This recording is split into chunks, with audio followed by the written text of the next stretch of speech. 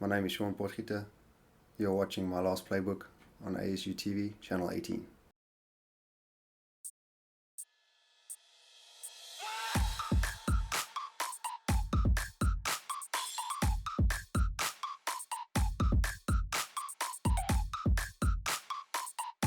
Hey everyone, and welcome to My Life's Playbook. I'm your host, Adisha Anderson, where I connect with athletes one-on-one and get the scoop just for you all. Here in the hot seat, we have A-State rugby coach Shaun in the house. Did I say it right? You said it. All right. Thank you so much for being here. No problem. You and your accent. Yeah.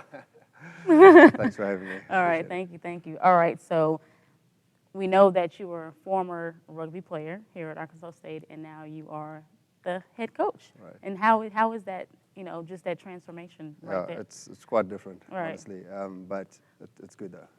It's time for me to spread the knowledge. Mm-hmm. I've played rugby since the age of 6. All right. So I've played a lot, and I've played at pretty high levels. Mm-hmm. So the transition is different. I always want to get out there and play with the guys. Oh yeah, I bet You it's know? tempting, isn't it? Yeah, but just being able to help him and guide him from the sideline and tell Right. him what to do and stuff it's a great opportunity. Right. I love it. Yeah, All right. it's awesome. So to brag on you a little bit, okay, so when you did play here, you started every game pretty much as number 8. And what is that position? Eighth man. 8th man, Yeah, okay. it's the only number that actually has the only name that actually has Right. the number in the name. Right. Eighth man. Yeah. All right, and when we talked, you said the number is in a certain position, like it's not just like a jersey number, but it actually. Yeah, means every number on the pitch is actually a Right. certain position.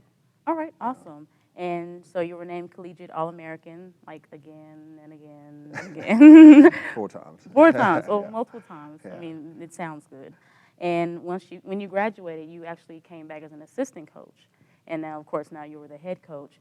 And you explained that it's quite a difference, because you're so tempted to go out there and play with them and everything. And as you mentioned earlier, you said you started at the age of 6, and you're not from America. You were from South Africa. Right. So talk a little bit about that and how it all started. Yeah, well, I mean, like you said, I started at 6 years old, and well, that started from my dad because my dad was like into sports big time. He's played sport his whole life. So growing up, I was around sport a lot. I would go to his games. Like he played basketball and rugby, so I'd be out there on the pitch all the time as a little toddler running around. So that I was just automatically into sports. Right. And I fell in love with rugby, obviously, because rugby is huge in South Africa. So we are world champions as well, and not at the moment. My team, I support New Zealand. They actually the world champions right now. Oh, so, okay. Well. But South Africa has been world champions before, so Okay, well, rugby is huge back home. So I mean, like I said, kids get born here almost with like a baseball Right. or a Football, football under their arm. football is big. Yeah, exactly. No, in South Africa it's rugby. Okay. So I sort of just got brought up into playing. Right. And the schools I went to were big rugby schools. Okay. So so that's how I managed to play my whole life, and Right. my dad pushed me, Yeah. to play better and better. So it all worked out pretty good. So you pretty much came from like a sports family, or do Yeah. you have any siblings? I do. I have a sister. You have a Yeah, sister? I got a Okay. sister. She's 2 years younger than me. Okay. Yeah, and she lives in Little Rock actually. Yeah, go Arkansas. You don't understand. I So- gotta represent my Little Rock people. Okay. We had like 2 other athletes from Little Rock, so it just Okay, makes nice. my heart Yeah, so yeah, proud. yeah. She loves it down there. She's only been there for a few months, and she loves it Oh, already. that's great. So yeah. She was kind of happy to get away from the small town. Yeah. but she likes it. Yeah, I like it in Jonesboro, so Right. I guess it's a happy medium for both of us. Yeah. Yeah. And so you mentioned that your dad, he really got you into playing sports Yeah. and everything. What kind of sports did he do? He played rugby, he Okay. played basketball, he played baseball actually back Okay. home. Yeah. Wow. He played squash. It's almost like racquetball.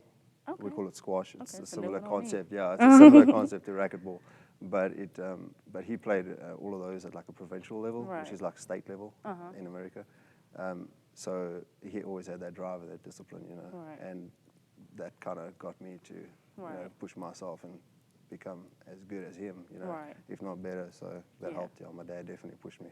Right. So you say growing up with your dad and him pushing you to do sports, it really brought you to be the man that you are today, Yeah, basically, and yes. taught you a whole lot. Oh yeah, definitely. Yeah, just small things, like Mm-hmm. respect, and rugby is a gentleman's sport. Right. But if you watch it, it doesn't really look like a Y'all kinda gentleman's sport. rough, Yeah, huh? yeah, exactly. It looks like it's a bit of a hooligan sport, but Right. it's not. It's well, they say it's a hooligan sport played by gentlemen. Right. So Oh, I yeah, like that. it's like you got to be able to control yourself. You know, on the field, you're not friends. You know, you play tough and you do what you need to do on the pitch. But then as soon as you're off the pitch, everyone's friends, even opposition. Right. You know, so that just that aspect alone helped me. You know, just who I am today. You know, there's certain scenarios where you got to be, you know, this and that. So it really helped. Yeah. So would you say is rugby played the same here as it versus South Africa? Is it kind of different, or? It used to. It wasn't played the same. I'd say. See, America didn't have that much experience in the rugby, in the playing rugby. But at the moment, you know, America's growing big time with rugby. So they've caught up, you know, to the times, if I could say that. Yeah. You know, usually America's ahead of time with everything else. You know, they're ahead of the rest of the world. But in terms of rugby, they've really stepped up. So it's played pretty similar at the moment. Yeah. Okay. Yeah. Awesome. Now, for people out there like myself, because I'm not really big in rugby, I've got to be honest, you know, they kind of look good, so, you know, you go out there, see them in the shorts and everything. But can you explain kind of like how the game is played? Because when I look at it, you know, it kind of reminds me of football, like a little bit of soccer, but it's like I really don't understand the concept. So. Yeah. A lot of people say it's a mixture of a bunch of sports. Right. You know? So, like you said, football, soccer, even a little bit of like basketball, I guess. Yeah. Because there's jumping involved and stuff, and some people say cheerleading. Oh wow! It's funny, yeah, because there's a play called the line out. Right. So when the ball goes out of bounds, you have to the two forward packs, which is 8 on each side, line up next to each other, and one guy throws the ball down the middle. Okay. And then a guy will jump, and 2 of his teammates will pick him up. One from behind on the hamstrings and one in front. That got to be strong. Yeah. We spend a lot of time in the gym. Oh, okay. So they lift the guy, so it looks like a cheerleading stunt almost. Oh, okay. You know, a lot of people will come over like, why are you guys doing cheerleading? Well, it's part of the game. So, well, rugby basically you're not allowed passing it forward. That's the big difference between American football and rugby. You have to pass backwards or lateral, and so you got to run the ball forward and advance up the field like that. You know, but the best way to learn is to watch it really. Yeah, it's tough to explain because there's so many rules and there's, you know, different, you know, plays, and every team's got their own way they do it. So it's kind of tough to just explain it, you know. Just explain it's just best to look at it. And right. It's the best way to. I mean, you can kick it out of hand. You know, the ball doesn't like football. You know, if there's a play, once it's over, it's over. It's done. In rugby, it's not necessarily that way. It's kind of continuous. Right. It's a lot more continuous. So. It's a lot of guys out there. How many is it like? It's 15 versus 15. Oh, that's a lot. That's a lot so you got eight forwards and 7 backs. You know, the forwards are usually bigger, you know, stronger guys type thing, and then the backs are, you know, sort of like the quicker and you know, I would say smaller. But nowadays, these guys, you know, humans are just growing, so the backs are kind of big nowadays too. But in general, the backs are usually the faster guys. Oh, okay. So, 15 guys just clashing. Well, the more the merrier. I'm not going to argue with that. So, watch out, because Khadijah will be playing rugby next. No. But keep your eyes glued and your ears open. We'll be right back after these messages. Lolly, this meal looks delicious. Thank you. You're welcome, baby. Hand me the salt. No. What? I can't. Why? Because I love you. Are you feeling okay? Do you know what the #1 killer of women is? Heart disease. So from now on, we eat healthy and exercise. All right, I got you. Now, I can't give you the salt, but I can give you plenty sugar. Find out more at GoRedForWomen.org. It started out like a totally normal day. I love you. I mean, I guess I was a little sweaty and I was definitely sore. I thought I had gas. Turns out I was having a heart attack. Heart disease is the #1 killer of American women. So now I take care of my heart and I tell the women in my life to do the same. Sounds great, by the way. That's nice, sweetie, but that's not my heart. That is. Find out more from the American Heart Association at GoRedForWomen.org. There you all are watching A-State coach Shaun Potgieter talking to his team. And it's so great to have you here and learning about your culture. And, you know, you're from South Africa, as we mentioned before.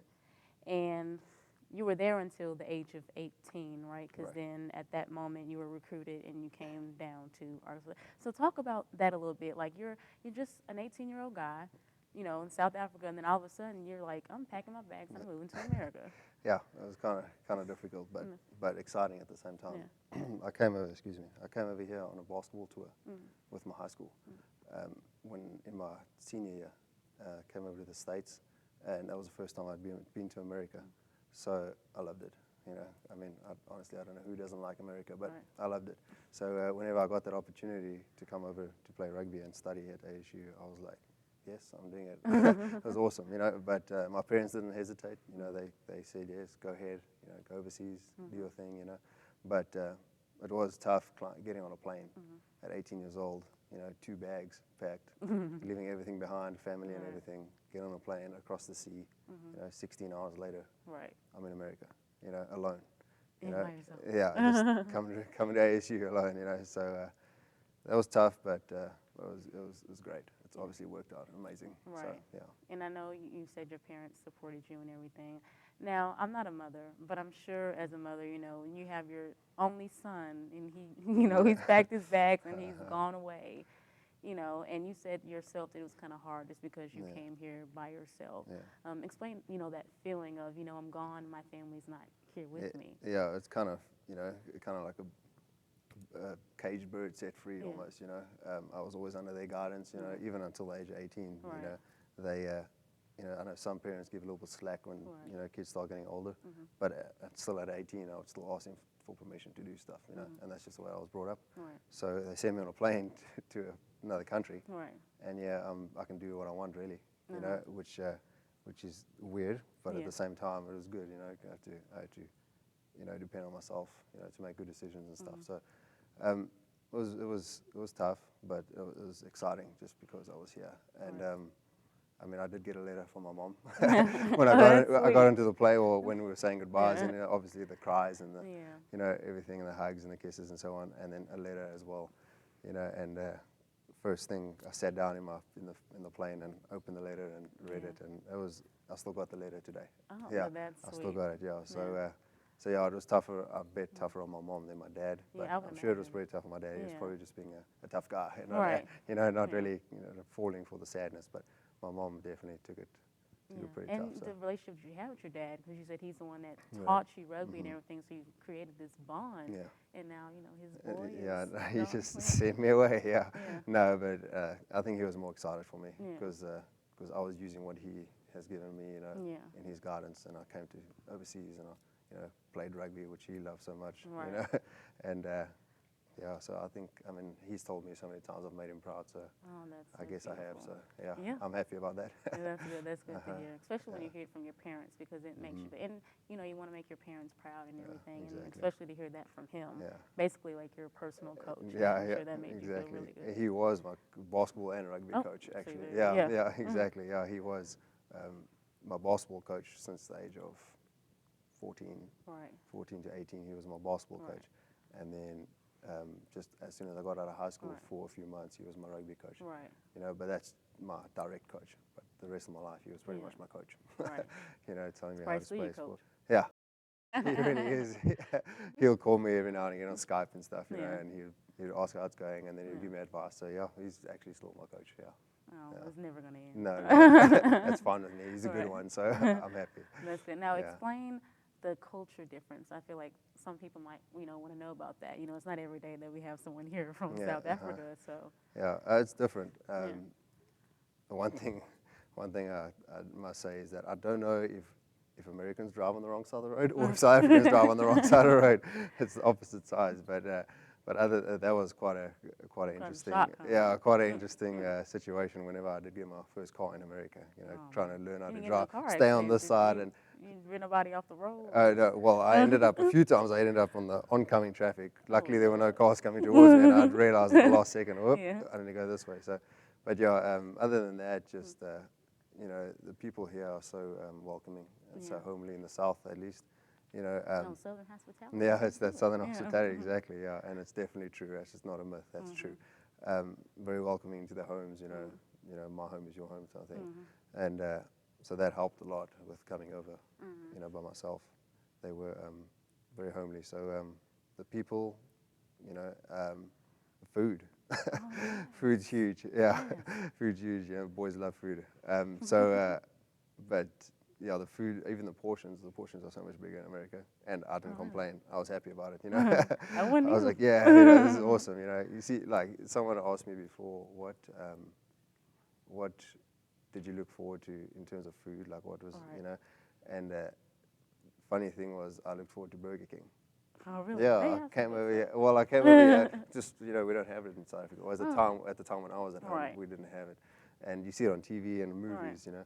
It looks so So good. yeah. So I know. I was like, oh, Burger King, cool, you know. And then I got over here, and the first meal I had was at Burger King, Oh, and wow.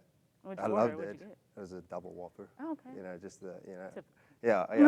I just got in there. I was like, sweet, I'm in Burger King. What do I have, you know? So I got a double Whopper and a meal, you know, large drink and all that. You know, you got to do that. Yeah, you gotta go big. Yeah, you got to go big. So yeah, that was kind of funny. Now that knowing what Burger King actually Right. is, you know, it's good, but I didn't expect it to be something I looked forward to. Right. So yeah. And I know that when we talked, you said the schooling system is kind of different as well. Yeah. South Africa versus being in America. Yeah, it is. Well, back home, I know private schools over here, you have to pay to go to school, I Right. believe. At home, you pay to go to school no matter what Correct. school it is. So if we got primary school, goes from 1st till 7th grade. You pay to go to school. Right. And then from 8th grade to 12th grade is high school. Oh, yeah. Yeah, there's no middle school or junior high or anything like Yeah. that. So, yeah, it's different. We all wear uniforms. Right. Every single school wears Oh, uniforms. that sucks. Yeah. Well, it also helps with you know, upbringing actually a Yeah. little bit. You know, the discipline. You Right, have well, to be yeah, neat and that tidy goes all into the it, time. yeah. You know, wear a blazer and a tie. You know, every day to school. Right. You know, shoes must be polished and all that. Every single day. You know, you have people check up on you and Right. stuff. So, yeah, they wear uniforms to school every day. So yeah, the schooling system is quite different. Yeah. Yeah, I believe. Well, now you're in America. Yeah. No, I'm in America, exactly. Yeah. Yeah. So now it's different. Yeah. You know. So it's good though. Hey, you know, everyone to their own, Yeah. and I'm happy with anyone's opinion. So Right. everything's And you good. can't complain. And you've No. been here, you know, for how long exactly? 6 years now. 6 years. Yeah, Okay. 6 years. So. And I'm you're happy. I'm married? still here. Yeah. And you're I'm married, married. and you have Exactly. a Yep. wife? I found myself a Well- little Southern belle. Oh, that's so cute. Yeah. So I like the South, obviously. Yeah. And I'm staying in the South, you know. So Well, there you go. You've heard it. He's not going anywhere. He is staying in the South. All right. So you already know what time it is. It is our question and answer session coming up after the break. Did you know that every 34 seconds someone has a heart attack? Every 40 seconds someone has a stroke? But it doesn't have to be that way. Every day there's hope. Join me and the American Heart Association and get serious about your heart and your health. If you're doing nothing, do something. If you're doing something, do more. Find healthy living solutions from the American Heart Association's My Heart, My Life. It's that simple.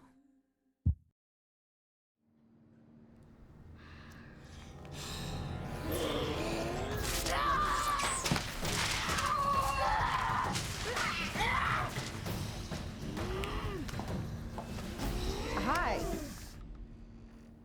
I'm your mediator.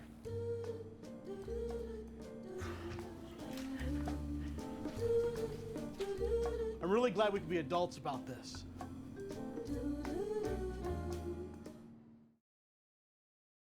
This past year, we all learned the statistics are true.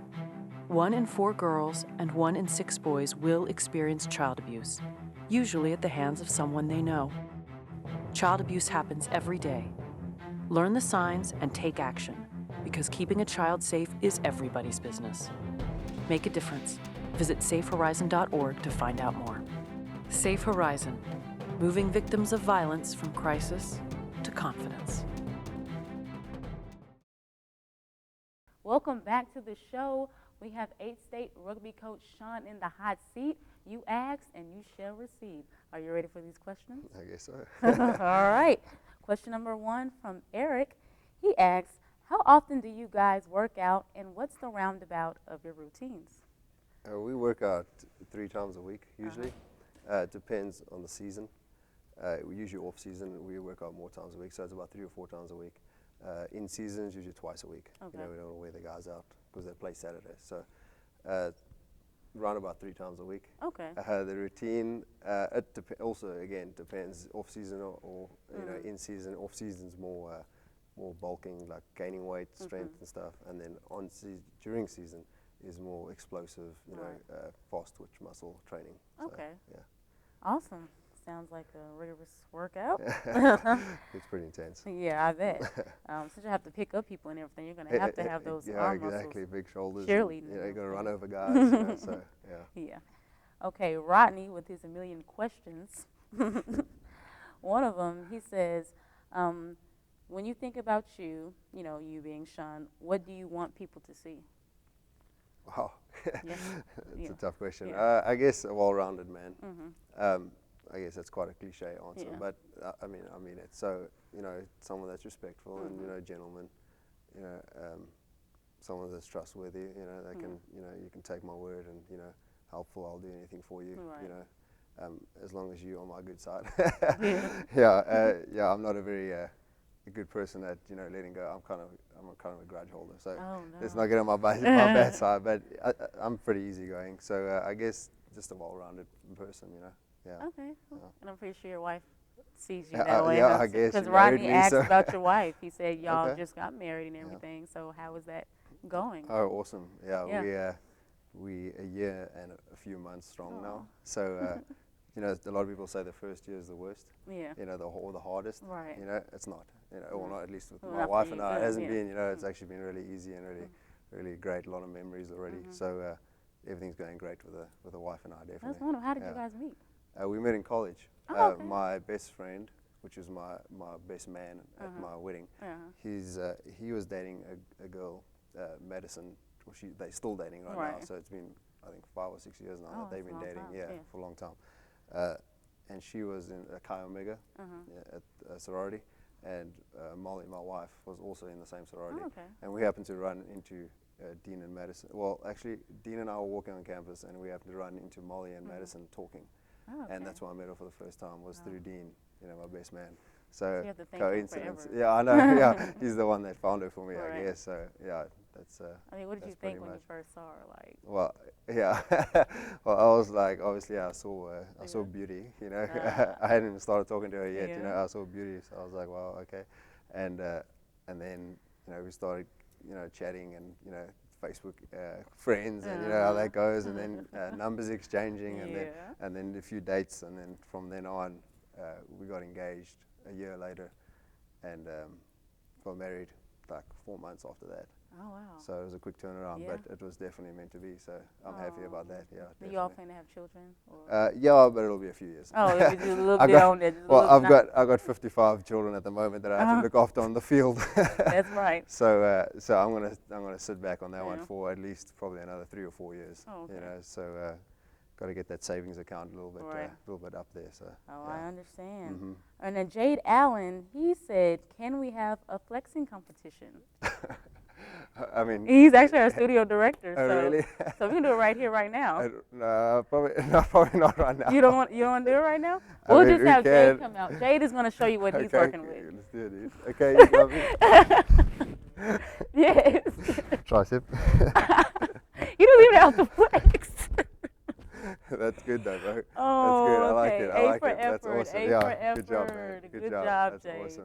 I Oh like my it. gosh. Okay, now our last question from Sephora Mundy, and she says, coaching players from all over the world with different backgrounds, cultures, is it ever challenging creating team chemistry?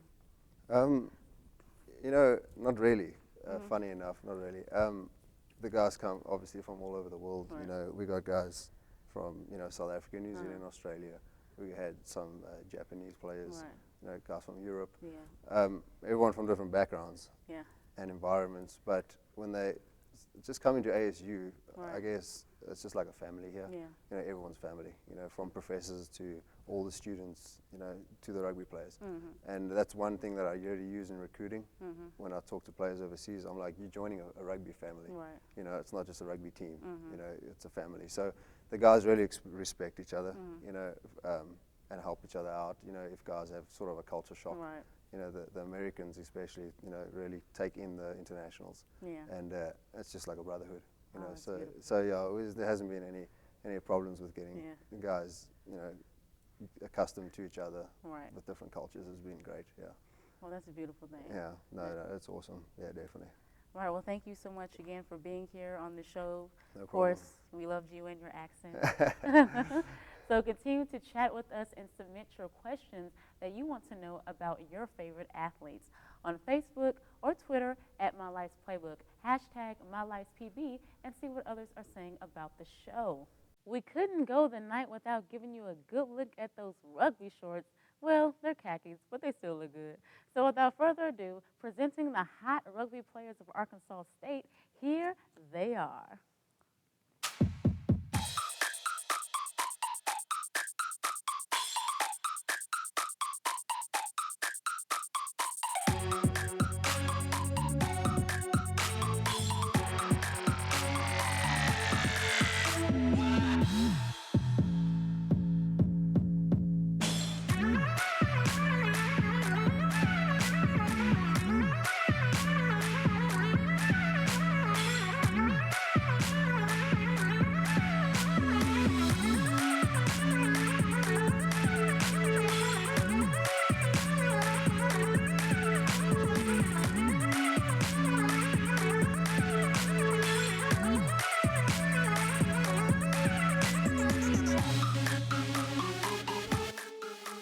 Yes, beautiful. Take a good look. Good look. Good look. All right.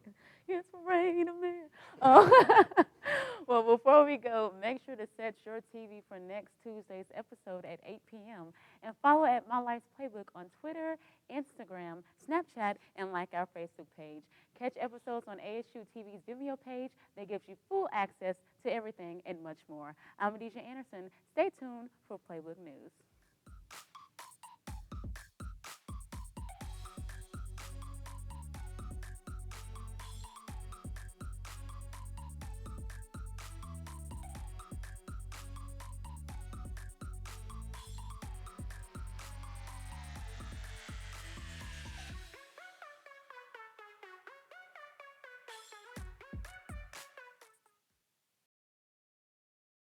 You see, this is what I'm talking about right here. Yeah, the hair. In the chin hair. So you got to do it right because it has to be kind of like clean shaved. It has to be barbered. It can't be too much though. The hair. The hair does look good. The hair says it all. Oh my gosh, you're so right. Wait, what does it look like to you though? I don't want to say. I mean, just the rugby coats.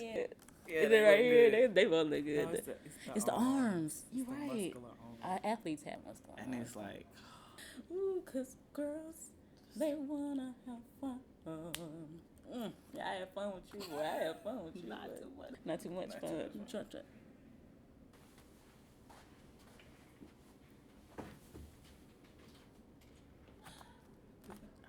Okay, you didn't think you saw this? No, he didn't.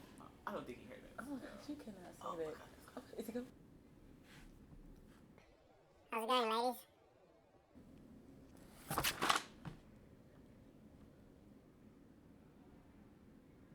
My Life's Playbook, Tuesdays at 8 p.m. on ASU TV, Channel 18.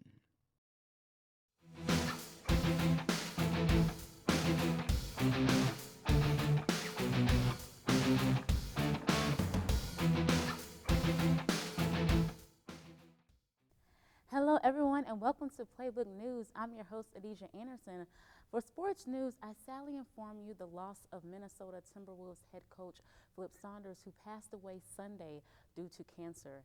He died at the age of 60. And at the station, I would like to say that we send our prayers and condolences.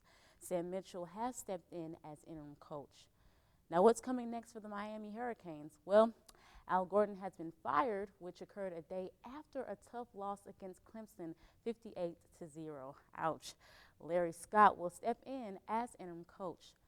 Former NBA player Glenn Rice Jr. was reportedly shot in the leg and busted for weed after an altercation outside of Scale 925, a restaurant owned by T.I. in Atlanta.